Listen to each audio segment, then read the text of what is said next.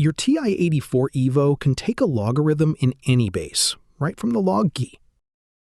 Let's find log base 2 of 8.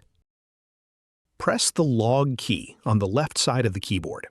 Up comes a template with a small box for the base tucked under the word log.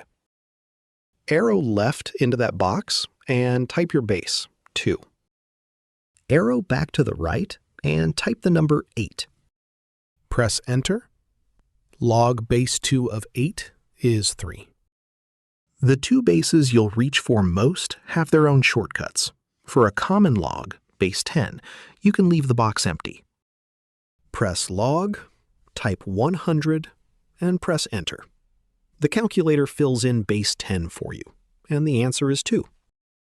The natural log has base e, and it sits on its own key, ln, just below log. Press ln, then e, which is second times, and press Enter. The natural log of e is 1.